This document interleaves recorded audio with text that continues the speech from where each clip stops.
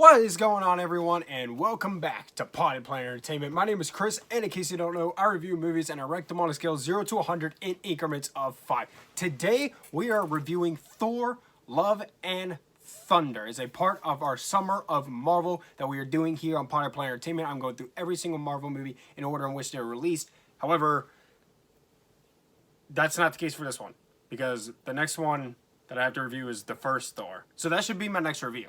But right now, we're doing Thor, Love, and Thunder. Firstly, this is a spoiler-free review. However, as always, after I give my rating for the movie, then I will be delving into spoilers. That way I don't have to make two separate videos because I don't want to do that. So this will be completely spoiler-free until I rate the movie. Then I will talk about spoilers. And I don't have a whole lot to say spoiler-wise, but I do have a little bit that I will be talking about. So let's talk about Thor, Love, and Thunder. It stars Chris Hemsworth, Natalie Portman, Tessa Thompson, Christian Bale, Taika Waititi, and Russell Crowe. Is directed by Taika Waititi. And in this movie, Thor is feeling kind of lost. He's kind of trying to find his place in the world. And then when Jane shows up, now she's Thor, because she's got Mjolnir, and Gore the God Butcher is going out killing all these gods, and he's kidnapped the children of his village. It is up to Thor to save the day. I was really excited for this one. I've been looking forward to this one for a while. I really like this one, but I will say Ragnarok was far superior to this. I would say this is the second best Thor movie. Thor is now the first Avenger to get 4 solo movies, and rightfully deserved, because I had a really good time with this. By the way, this was not on purpose. It wasn't until I was about to start filming this review when I was like, I've been wearing this all day, even during the movie, and I didn't make the connection in my head. Christian Bale on screen, Christian Bale on the shirt. Somehow, my brain did not make that connection until I was about to sit down to film it, so that's kind of embarrassing. But anyway, the first Thor, I think, is alright. Thor, The Dark World, I have not seen that movie since I saw it in theaters in 2013. So when I review it, when I watch and review it for the Summer of Marvel, that'll be the first time I've seen that movie in 9 years. Which is crazy. I haven't seen that movie in 9 years. So yeah, and Thor Ragnarok, I love that movie. Great movie. So this movie I was really excited for, and I really enjoyed it. It is not perfect. I have quite a bit of issues with it.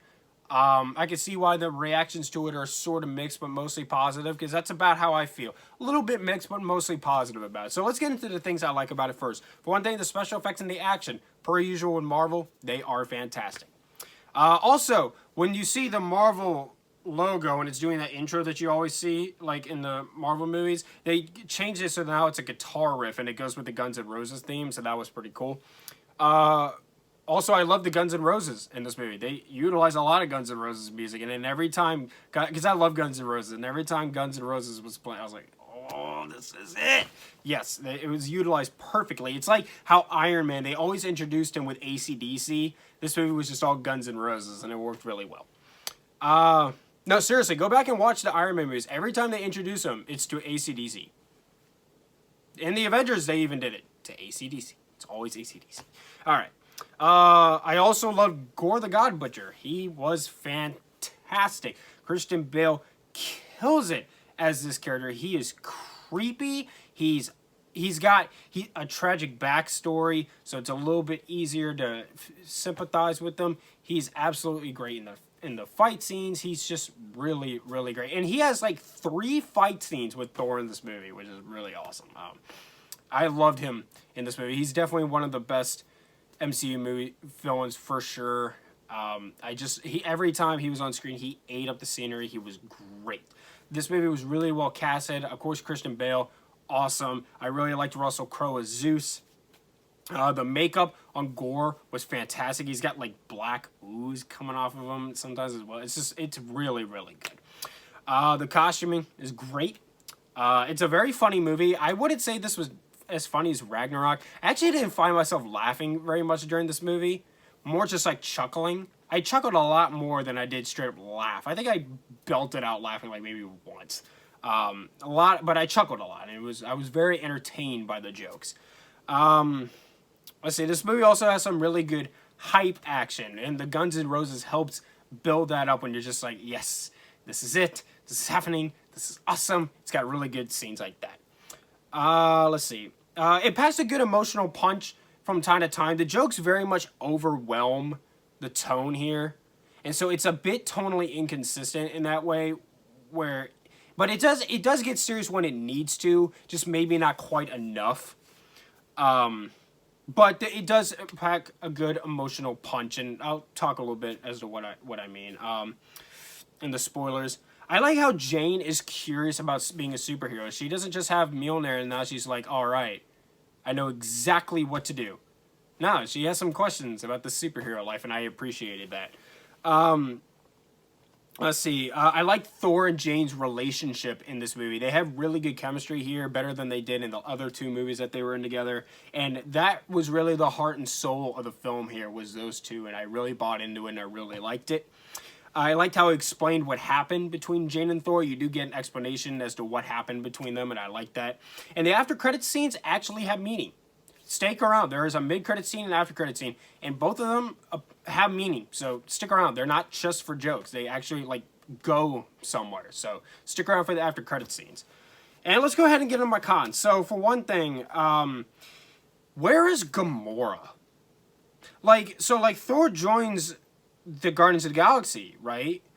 But where's Gamora? Like, they brought back the Gamora from 2014 in Endgame, didn't they? Am I just forgetting something? But she's not here. Am I forgetting something? I haven't seen Endgame since I saw it in theaters, so maybe I'm forgetting something. But I remember her being there at the end, and they took younger Gamora with them. So where is she? She's not in this movie. Also, why is Groot still a teenager? Can we get Big Groot again, please? Like, I miss big adult Groot. Like, I would like to have that back now, please. Also, I think that Gore needed some more lines. I wish he had gotten a little bit more to do here.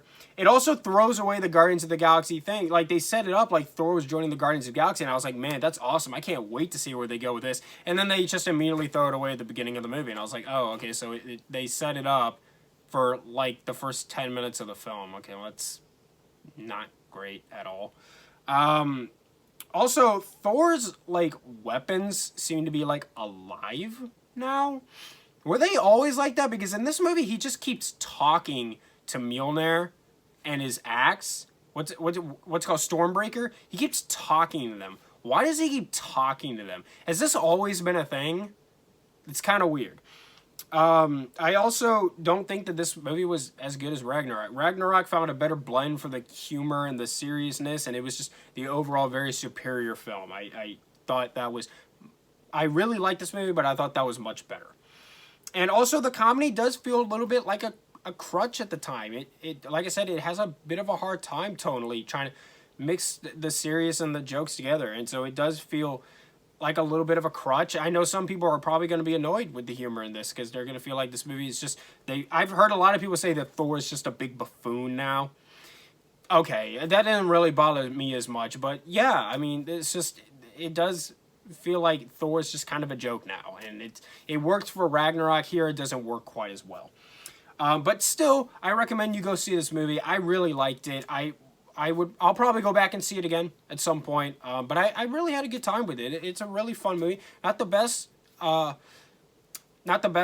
Marvel movie, but I would say it's about on par with Doctor Strange and the Multiverse of Madness. I'm kind of split on my rating here.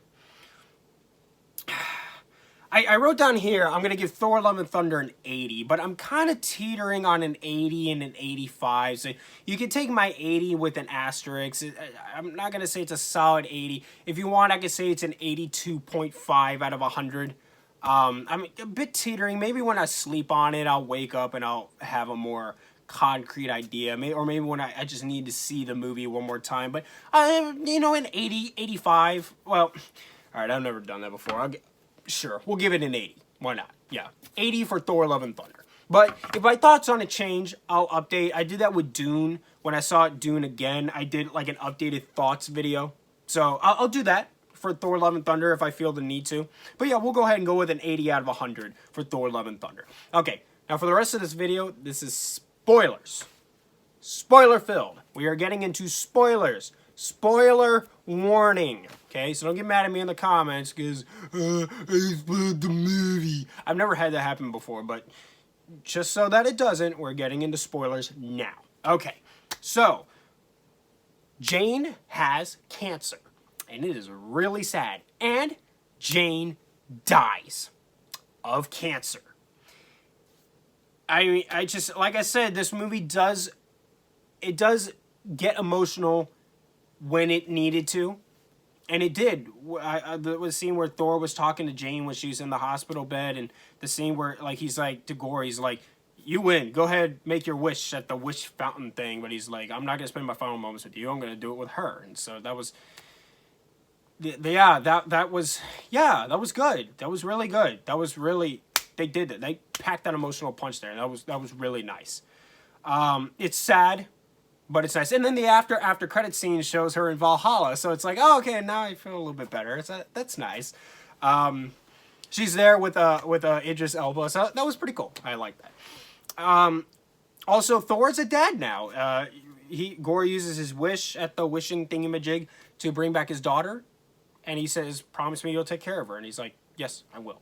And he does. He raises her as a father, and that's when they become the Love and Thunder, and that was really nice. So I liked where they were going with that. I'm curious to see where they'll go with that in the future. I hope the kid doesn't get annoying. I really hope not, but they're going to be like a nice little cute duo now, and I can kind of get behind that. Also, I liked Hercules in this movie. He's not dead. Oh, no, sorry. I like Zeus in this movie. He's not dead, but they did introduce Hercules. Now, them introducing Hercules is really cool. However, I got to be honest with you, I didn't really like the way he looked that much. I only got a quick glimpse at him because you only see him on screen for like 2 seconds. But I looked at him and I was like,